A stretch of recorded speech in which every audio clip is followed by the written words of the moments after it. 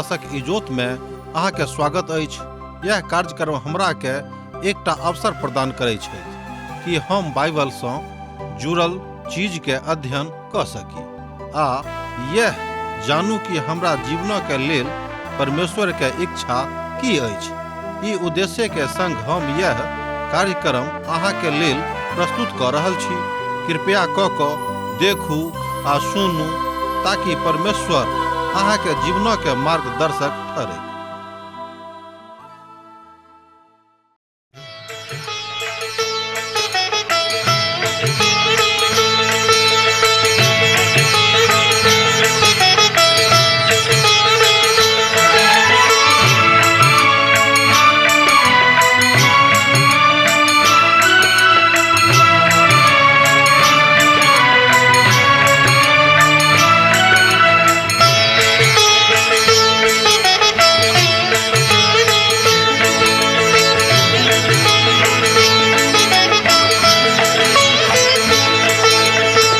हे परमेश्वर हे यीशु राजा, विनती हमर स्वीकार करू। हे परमेश्वर हे यीशु राजा, विनती हमर स्वीकार करू। आदि में वचन छलौं, वचनक संग छलौं। आदि में वचन छलौं, वचनक संग छलौं। वचन सँ सब किछ आहि बनैलौं। वचन सँ हमरा उद्धार करू। हे परमेश्वर हे यीशु राजा, विनती हमर स्वीकार करू। हे परमेश्वर। आशा के इजोत मैथिली कार्यक्रम में हम एक बेर और अहाँक अभिनंदन प्रभु यीशु मसीह के मीठ आ पवित्र नाम सँ कऽ रहल छी। आजुक दिन सँ हमरा सब एकटा नव पोथी के अध्ययन आरंभ कऽ रहल छी। एहि पोथी के नाम थिक योएल, जे पवित्र पोथी बाइबलक एकटा महानतम पोथी में सँ एक पोथी अछि। अहाँक तऽ मालूमे हैत कि संपूर्ण पवित्र बाइबल में 66 टा पोथी अछि। योएलक पोथी पुरना नियम के एकटा महत्वपूर्ण भविष्यवाणी के पोथी अछि। योएल के भविष्यवाणी भऽ सकै छै जे बहुत महत्वपूर्ण नहि हैत, कियाक तऽ एहि पोथी में मात्र 3 टा छोट छोट अध्याय अछि। आब जे हुएक, एहि छोटका पोथी में अर्थात ई छोटका पोथी एकटा एटम बम जकाँ अछि।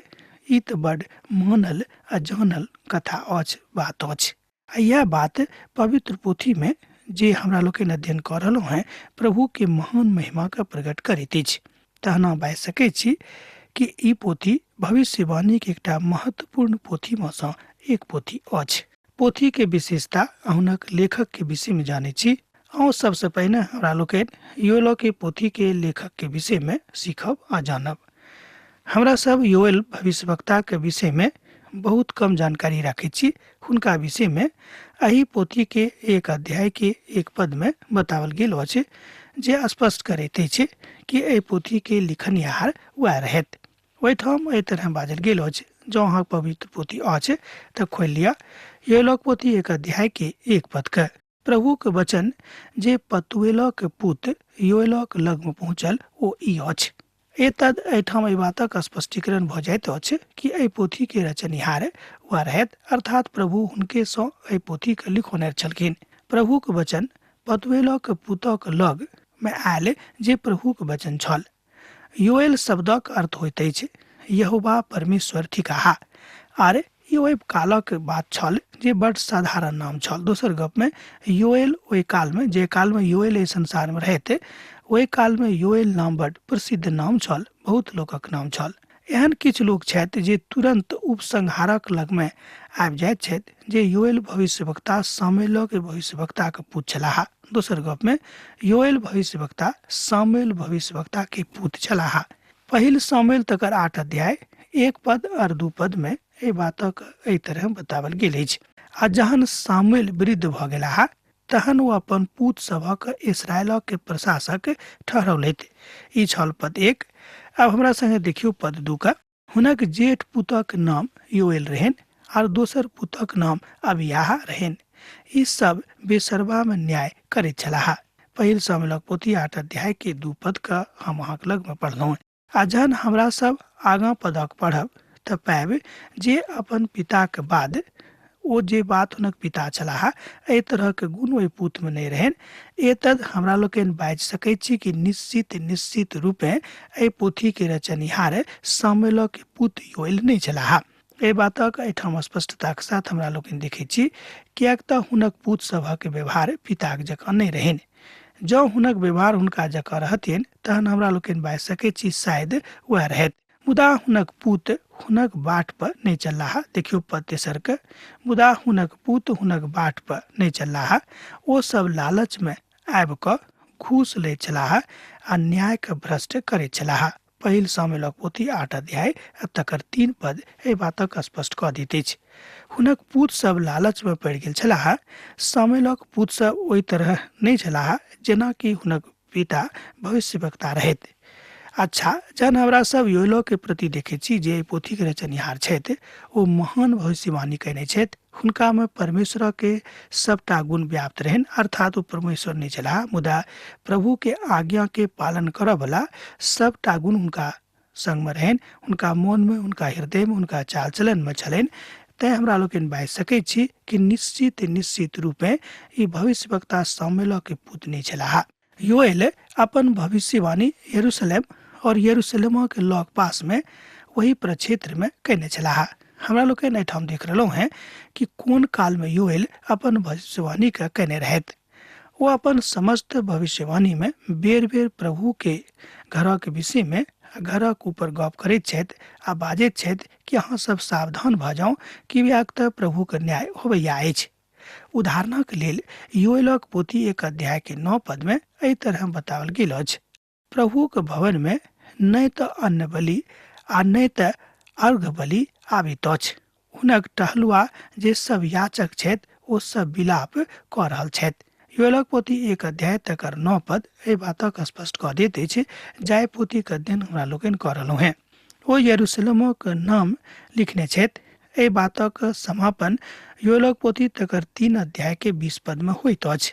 और एहि बातक योएलक पोथी तकर 3 अध्याय के 17 पद में सेहो हमरा लोकनि पढ़ैत छी। जँ अहाँक लग पवित्र बाइबिल अछि तहन अहूँ एहि बातक देख सकलहुँ हैं आ सत्यापन कऽ सकलहुँ हैं जे यरूशलेम पीढ़ी दर पीढ़ी बनल रहती। योएलक पोथी 3 अध्याय तकर 20 पद एहि बातक कहैत अछि, अर्थात एहिठाम योएल एहि बातक भविष्यवाणी कऽ रहल छथि कि योएल एहि बातक बाजि रहल छथिन कि यरूशलेम पीढ़ी दर पीढ़ी एहि संसार में बनल रहते के भने हुनक अवस्था एमर उमर भऽ जाए। जँ अहाँक लग पवित्र बाइबिल अछि तऽ हमरा संगे देखियौ कि योएलक पोथी 3 अध्याय के 17 पद के। एहि तरह अहाँ जानि जायब जे प्रभु में अपन पवित्र पर्वत सिय्योन पर वास करैत छथि। वह हमर परमेश्वर थिकाह आर यरूशलेम पवित्र ठहरतिक आर परदेशी ओहि में दऽ कऽ पुनः नहीं जा सकता। एहि तरह एहि बातक घोषणा भऽ रहल अछि। दोसर गप में घोषणा भऽ जाइत अछि जे ई मनुख भविष्यवक्ता थिकाह, अर्थात प्रभु के दिस सँ नियुक्त एकटा मनुख, अर्थात जे प्रभु के दिस सँ नियुक्त भऽ कऽ एहिठाम बाजैत छथि तहन हमरा सब हुनका अर्थात भविष्यवक्ता के प्रभु के दिस सँ नियुक्त बजनिहार सेहो कहैत छियनि। दोसर छोट कऽ कऽ हमरा लोकनि बाजि सकैत छी प्रभु के बजनिहार। आ ओ दक्षिणी गणराज्य के अर्थात यहूदा के भविष्यवक्ता छलाह। जेना कि हमरा लोकनि जानै छी कि इस्राएली राज्य 2 भाग में विभाजित भऽ गेल छलै कि ई दक्षिणी गणराज्य यहूदा के भविष्यवक्ता छलाह। योएल प्रथम प्राचीन भविष्यवक्ता में सँ एक छलाह। ध्यान दियौ, योएलक विशेषता के विषय में हमरा लोकनि देखै छी। अहाँके बड़ आनंद हैत जँ हम वस्तुतः पवित्र पोथी में ध्यान राखै छी आ प्रभु यीशु मसीह पर विश्वास करै छी। योएल प्रथम प्राचीन भविष्यवक्ता में सँ एकटा छलाह। वस्तुतः बहुत केओ छलाह, मुदा ओहि काल में लगभग 50टा भविष्यवक्ता सब रहथि। मुदा किछु परंपरावादी विद्वान सब कहैत छथि जे योएल राजा योशिया के काल में भविष्यवाणी कयने छलाह जे यहूदा प्रदेश के राजा रहथि। तहन ई काल तऽ बताबैत अछि जे ओ तऽ एलियाह और एसाया के विषय में अर्थात हुनके समकालीन छलाह। दोसर गप में ओ एलियाह और एलिसा के समकालीन छलाह। विषय वस्तु जे एहि पोथी के थिक तकरा दिस अब हम अहाँ ध्यान लऽ जायब, कनि ध्यान दियौक। योएल के मुख्य विषय वस्तु छनि प्रभु के दिन, अर्थात जकरा अंग्रेजी में हमरा सब डे ऑफ द लॉर्ड कहै छी।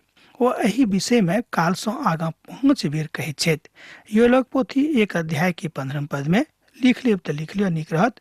योएल पोथी 1 अध्याय तकर 15 पद में, योएल पोथी 2 अध्याय तकर 1 और 2 पद में, योएल पोथी 2 अध्याय तकर 10 और 11 पद में, योएल पोथी 2 अध्याय तकर 30 पद और 31 पद में, और योएल पोथी 3 अध्याय तकर 14 पद से लऽ कऽ 16 पद धरि एहि बातक बताओल गेल अछि, अर्थात प्रभु के दिनों के विषय में बताओल गेल अछि। एसाया, जरमया, एजेकियल और दानियल ई सब केओ प्रभु के दिनों के विषय में बतौने छथि, जय बातक ऊपर हमरा लोकनि अध्ययन कऽ चुकने छी, अध्ययन कयने छलहुँ हैं। कहियो कहियो ओ सब कहैत छथि जे ओ दिनक अर्थात ओहि दिन में जकरिया भविष्यवक्ता सेहो जोर दऽ कऽ एहि बातक बाजने रहथि जे प्रभु के दिन आबि रहल अछि। ओहि दिन की अछि? दोसर गप में प्रभु के दिन की अछि? एहि बातक ऊपर हमरा लोकनि बहुत बेर चर्चा कयलहुँ हैं। ई तऽ प्रभु के दिन अछि, अर्थात यहोवा के दिन। योएल एकमात्र ओ भविष्यवक्ता छलाह जे प्रभु के दिनक बखान अर्थात ओहि बातक भविष्यवाणी में बड़ साफ साफ बातक बतौने छथि जे प्रभु के दिनक परिचय दऽ दैत अछि। अहाँ एहि बातक हुनक भविष्यवाणी के आरंभ में होइते देख लेब कि ओ कोन तरह एहि बातक बतौने छथि। ई मनुख संपूर्ण देशक देखैत छथि, ओ और भविष्यवक्ता के नहि देखक दिस बाजि रहल छथिन। प्रभु के दिनक ओ देखौने छथि। प्रभु के दिन प्रभु के वचन में एकटा बहुत तकनीकी भाषा के प्रयोग कयल गेल अछि, जकर अर्थ बड़ गंभीर होइत अछि, बड़ डेरा देबय वाला होइत अछि। जँ अहाँ आरंभ में सुनबे तऽ लागत कि बड़ स्पष्ट अछि प्रभु के दिन, मुदा जहन प्रभु के दिनक के अर्थक विषय में अहाँ देखबे तऽ तकनीकी रूप में एहि बातक जे पवित्र बाइबिल में बताओल गेल अछि, अहाँके मोन डेरा जायत कि प्रभु के दिन कतेक भयंकर दिन हेतैक। प्रभु यीशु मसीह के दोसर आगमन के बाद हैत, मुदा योएल एहि बातक साफ करऽ जा रहल छथि जे ई बात आरंभ महाकलेश के आरंभिक काल से शुरू भऽ जेतैक। आ जँ अहाँ सीमाना बनि के एहि बातक देखैत छियै तऽ ई पायब कि प्रभु के दिनक अंतिम काल में हैत। दोसर गप में और ई सहस्राब्दी के राजा के अंतिम काल में हैत। आ जहन प्रभु समस्त अधर्मी लोकक न्याय धर्मी लोकक न्याय करता और अपन अनंत कालक राजक बनौता, अनंत कालक राज एहिठाम एहि धरती परक अछि से नहि, ओ अनंत कालक राज ओ जतऽ बनौने छथि, जाहि विषय में अभिव्यक्त कयने छथि, तकरा विषय में योएल एहिठाम स्पष्ट कऽ देने छथिन। प्रभु के दिन एकटा अभिव्यक्ति अछि। दोसर गप में प्रभु के दिन एकटा अभिव्यक्ति अछि जे पुरना नियमक दिस इशारा करैत अछि। एहिठाम एहि धरती परक कलीसिया के विषय में नहि बाजल गेल अछि। दोसर गप में अहाँ बाजि सकलहुँ हँ कि प्रभु के दिन जे धरती पर आबि रहल अछि, अबैया अछि, जकरा विषय में योएल भविष्यवाणी कयने छथि, ई दिन अखन धरि पूरा नहि भेल अछि, पूरा होबय वला अछि। ई बड़ भयानक, खतरनाक आ डेरा देबय वला दिन हेतैक। कियाक तऽ कोनो भविष्यवक्ता एहि बातक ऊपर जोर दऽ कऽ ओतेक स्पष्ट नहि कयने छथि जतेक स्पष्ट एहि बातक एहिठाम योएल अपन पोथी में मात्र 3 अध्याय में कऽ देने छथि। और देही के कलीसिया कहल जाइत अछि। दोसर गप में देही के कलीसिया कहल जाइत अछि। आ जाय देही के एहिठाम उठावल जैतेक, उभारल जैतेक, भविष्यवक्ता एहि बातक लिख लेने छथि। तहन अहाँ बाजि सकैत छी कि एहि पोथी के विषय बड़ गंभीर अछि। तहन एहि बातक हमरा लोकनि स्पष्टता के साथ एहि पोथी के आरंभ सँ सुनब, सीखब आ बुझब। कलीसिया के विषय के ऊपर याकूब तऽ ओहि काल सँ लऽ कऽ प्रभु के दिनक ओर इशारा कयने छथि। अर्थात ओ बाजि रहल छथि कि प्रभु यीशु मसीह आबि कऽ अपन कलीसिया के उठा कऽ एहिठाम एहि संसार सँ लऽ जेताह, कियाक तऽ हुनक कलीसिया हुनका संगे अनंत कालक विश्राम में चलि जेतैक, अर्थात अनंत कालक शांति में चलि जेतैक। तहन प्रभु के दिन जे ठाम अबैया अछि, से ओहि दिन में लोक एहि बातक देखता कि प्रभु के न्याय भेल आ प्रभु हुनक काजक अनुसार हुनका पारितोषिक दिलेन, न्याय कयलेन। गैर यहूदीक संगे कथा ओ करता जे सब लोग हुनक नाम सँ बाहर आयल छथि, दोसर गप में बहरायल छथि। एहि बातक ऊपर एहिठाम हमरा लोकनि देखै छी कि भविष्यवक्ता योएल की लिख रहल छथि। अर्थात एहि बातक हमरा लोकनि प्रेरितक काजक पोथी तकर 15 अध्याय आ तकर 14 पद सँ लऽ कऽ 16 पद में सेहो देखै छी। ओतौ एहि बातक ऊपर बताओल गेल अछि। याकूब सेहो एहि बातक कहै छथि, एहि बातक बताबै छथि। आ तकरा बादक अर्थ अछि जहन कलीसियाक एहिठाम धरती पर सँ उठा लेबल जेतैक तहन परमेश्वर अपन योजनाक दिस पुनः घुरताह आ ओ इस्राएलक संगे न्याय करतैथ। आर एहिठाम हमरा लोकनि प्रभुक दिनक विषय में देखब आ सीखब। याकूब एहि कालक विषय में कहै छथि, एहिठाम लोक प्रभुक खोजताह आ समस्त गैर यहूदी जे हमरा नाम सँ अलग कयल गेल छथि, प्रभुक नाम सँ बजावल गेल छथि, हुनका सभक लेल सेहो प्रभु अपन आभार प्रकट करथिन आर हुनका सभक अपना संगे लऽ जेथिन। एहि तरह एहि बातक योएल अपन पोथी में स्पष्ट कऽ देने छथि। प्रेरितक पोथी तकर 15 अध्याय आ तकर 17 पद एहि बातक कहैत अछि। जो अहाँक लग पवित्र बाइबिल अछि तऽ अहाँ लिख लिअ, कालांतर में बाद में देख ली। आजुक युग में परमेश्वर गैर यहूदी लोकक बाजि रहल छथि, मुदा ओहि दिनों में जहन समस्त गैर यहूदी जे राज्य में प्रवेश करताह ओ प्रभु को खोजताह, हमर विचार में ओहि काल में बड़ अद्भुत रीति सँ लोग अनंत संख्या में प्रभु को खोजबीन करनाइ आरंभ कऽ देतिक। ओहि तरह हमरा लोकनि देखै छी जे कलीसिया कहियो प्रभु के गवाही नहीं देना छलीक। केओ प्रश्न पूछ सकै छै जे परमेश्वर किया के योजना लागू करता है। एक गोटे हमरा सँ सेहो पूछने छलखिन, प्रभु के महान दास सँ सेहो यह प्रश्न पूछने छलखिन कि किया के परमेश्वर एहि दिनोक अपन योजना में सम्मिलित केने छथि। याकूब कहै छथि कि परमेश्वरक काज आरंभे सँ समस्त जातिक ऊपर प्रकट कयल गेल छल। दोसर गप में एहि बातक हमरा लोकनि देख सकै छी। प्रेरितक पोथी तकर 15 अध्याय के 18 पद में सेहो एहि बातक बताओल गेल अछि कि परमेश्वर अपन काज के आरंभे सँ समस्त जाति के ऊपर प्रकट कऽ देने छलाह। तहन केओ एहि बातक नहि बाजि सकैत अछि कि प्रभु अपन योजना के मनुष्य जाति सँ लुका के राखने छलखिन, तकरा प्रकट नहि कयने छलखिन। ओ अपन योजना के कार्य रूप प्रदान कऽ देने छलाह। एहि कारणे अर्थात प्रभु के मानय वाला लोकक जतेक लोक प्रभु यीशु मसीह के अपन उद्धारकर्ताक रूप में ग्रहण कऽ लेने छथि, हुनका सभक एहि योजना के विषय में पूर्ण जानकारी रखबाक चाही। हुनका जरूर जानकारी रखबाक आवश्यकता छनि। यह हुनक दुनिया छनि। ओ अहाँक वा हमर जिम्मेवारी एहि संबंध में नहि लेने छथि। हुनका पूरा एहि बातक ऊपर भरोसा छनि कि हम जतेक बातक ब्यौरा मनुष्य जाति के दऽ देने छनि, हुनका एहि बात सँ सिखबाक छनि, मुदा हम बेर बेर सिखेबाक हेतु संसार में धरती पर नहीं जायब। एहि बातक सेहो स्पष्टीकरण हमरा लोकनि एहिठाम योएलक पोथी में देखब। एहि पोथी के विशेष बात हमरा लोकनि यह बातों में देखै छी, एहि रीति सँ पाबै छी। योएलक भविष्यवाणी के कहैत अछि, अर्थात हुनक भविष्यवाणी एकटा विशेषता सँ छल, अर्थात ओ प्रभुक दिनक बड़ स्पष्टता सँ बखान कयने छथि। योएल प्रथम लिखयवला भविष्यवक्ता छलाह। जहन ओ संपूर्ण देशक ऊपर देखैत छथि, ओ तहन प्रभुक दिनक आबैत देख रहल छथि। मुदा हमर विश्वास अछि जे ओ कलीसिया तऽ नहि देखने छलाह, कियाक तऽ ओहि काल में कलीसिया के काल नहीं छलैक, जाहि काल में योएल एहि धरती पर छलाह। एक बाद ओ कलीसिया के विषय में देखैत छथि, एक बाद ओ प्रार्थना मंडली के देख रहल छथि आ एक विषय में भविष्यवाणी कऽ रहल छथि। तेना बाजि सकलहुँ हैं कि योएलक पोथी भविष्यवाणी में एहि सबटा बातक स्पष्ट कऽ देने छथि कि प्रभु जतेक बात हमरा देखौने छथिन, ओहि में सँ कोनो बातक हम लुका कऽ नहीं राखि रहलहुँ हैं। प्रभु जे किछु हुनका देखौने छलखिन, ओहि सबटा बातक ओ मात्र 3 अध्याय में प्रकट कऽ देने छलाह। आ जहन प्रभु यीशु मसीह एहिठाम औताह, अर्थात दोसर आगमन में, तहन लोक जतेक हुनक विश्वास में मुअल छलाह आ जतेक हुनक विश्वास में ओहि काल में जीवित पावल जेताह, सब केओ प्रभु यीशु मसीह संगे अनंत कालक लेल हुनका संगे राज करबाक हेतु एहि संसार सँ परोथिन। मुदा ओहि काल में, जाहि काल में प्रभु के दिन रहतैक, ओहि काल में हुनका प्रभु दुख नहीं देथिन, सेहो एहि बातक स्पष्ट कऽ देने छथिन। पुरना नियमक लोक आबि कऽ हुनका संगे पूछि सकैत छथि, अंतिम युगक की चिन्ह हेतैक। ओ पवित्र आत्मा आबि के विषय में, अर्थात एहि बातक विषय में हुनका स्पष्ट कऽ देने छथि। आ नहि ओ कलीसिया के कालक विषय में बतौने रहथि। आ ने वो कलिसिया के उठेबा के विषय में लिखने छथि। मुदा वो प्रभु के दिनों के विषय में बता रहल छथि। वो ये बातक बता रहल छथि कि घटना अवश्य अवश्य के एहि संसार में घटवला अछि।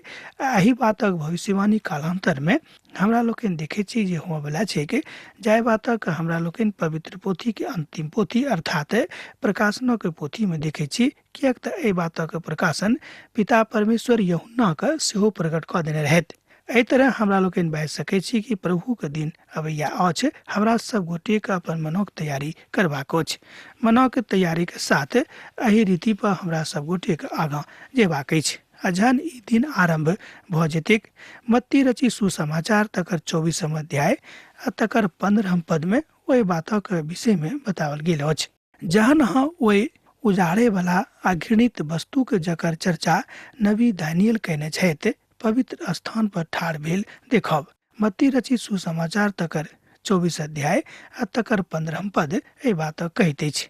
जो अहाँक लग पवित्र बाइबिल अछि तऽ अहूँ पढ़ि कऽ सत्यापन कऽ सकलहुँ हैं। एक बेर हमरा संगे आर देखियौ।